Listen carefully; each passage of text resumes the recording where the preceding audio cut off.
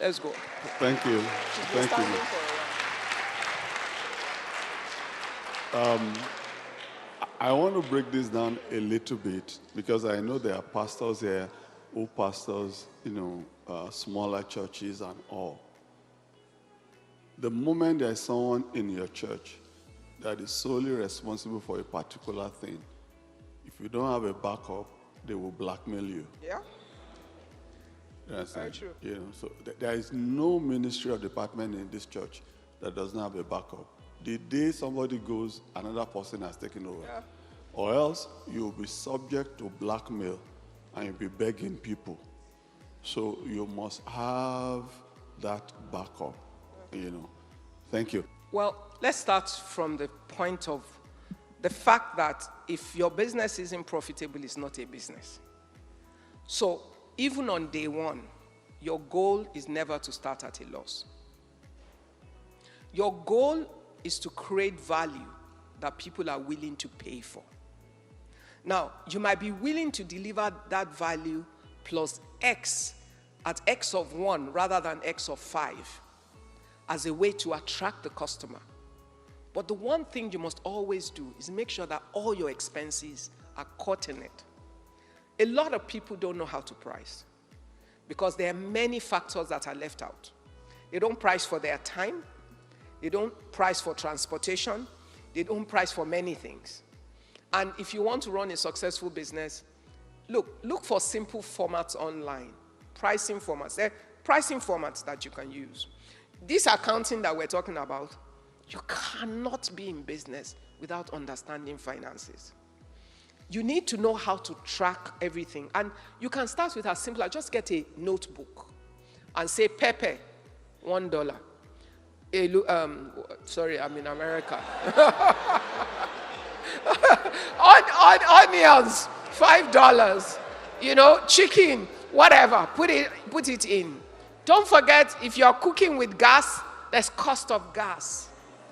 There's so many things. If you break it down, if you write it down one by one, you will capture every detail. The least you can do is that you sell at break even to attract. And there are ways you can do it that you don't even have to do that. You can have an open day for a new business. Let's assume it's a catering business. You invite friends, and the beauty of being part of a church community is you have a target market. A lot of people don't understand how to profit off being a member of a church. There's an economic model to being an active member in a church. If you're a decent human being that is not coming to scam people.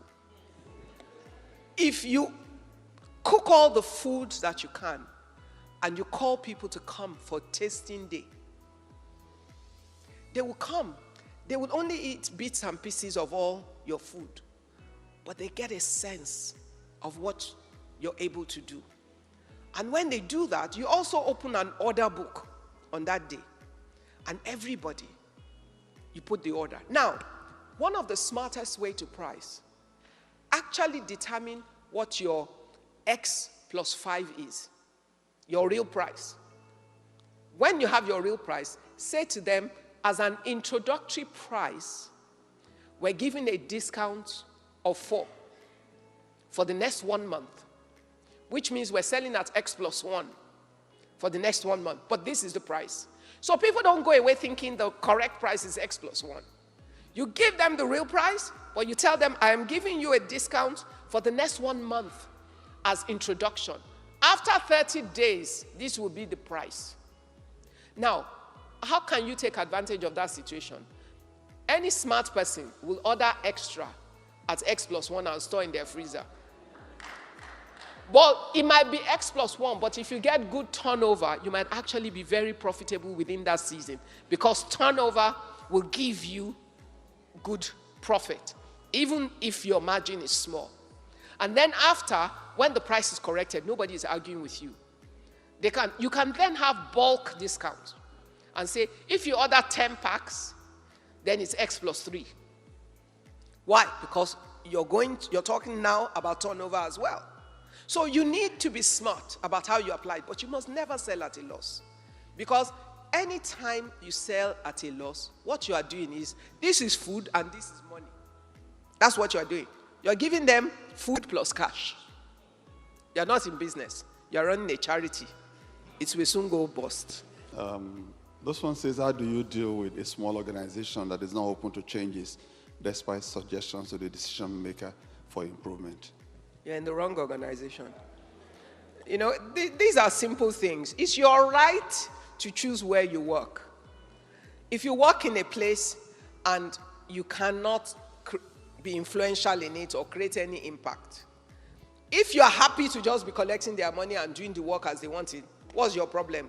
But the only thing that is your problem is they will go down one day. Just know that. So, but if not, then you start looking for a more forward-looking organization that values your talent and allows you to grow and contribute. You're not in prison. Wisdom is profitable in many things. And courage is a gift of God that makes us able to break boundaries.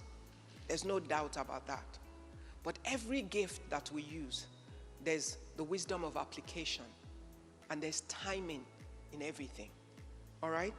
So, when we started talking about vision, remember I said, it doesn't matter how big the vision is. Write it down. So you can have your big vision and you know it. But what is your execution plan? Because if your execution plan isn't realistic to your context and your market, and when I say realistic, I don't mean easy to achieve. I mean achievable. They're two different things. Do you understand? So you always create in your goals a stretch goal. But in setting your stretch goal, you must consider the context of your situation. Because you see, the human mind has its own way. When you set goals that you fail at every time, you will be broken. You will be discouraged. After a while, some people go into depression over things because they keep failing at it. Except you have the tenacity and the strength of character. I hope you begin to link yesterday and today because I'm intentional about linking them. You are then able, if you achieve something, it inspires you to innovate and to want to do more. Which is why I said to you that growth is better in stages. When you set this stage and you achieve it, it gives you confidence. You set the next one. When you're going to set the next one, you're going to stretch yourself a little. When you set it and you achieve it, you're going to set a bigger one. It's a more systematic way that ensures that you're inspired, you're encouraged, and that when you encounter issues, they're easier for you to contend with than issues that totally overwhelm you. I've seen people buried, not by the scale of their ambition, but by the system of the execution of their ambition. Do you understand what I mean? So have the big game, have the big plan, but follow your resources, your market environment, and your opportunities, and move in stages. If you set up a factory to produce 50,000 things in a 10,000 market, what have you done? Because do you have a time plan for when your market will grow to consume 50? Or do you have alternate market that you want to send it to? Otherwise, your cost of operating a 50,000 piece plant as compared to a 10,000 piece plant will make your products expensive. And ultimately, you will run yourself out of the market. So think through things, all right? The ambition is great. The vision is correct. But the execution plan must have wisdom as its backbone.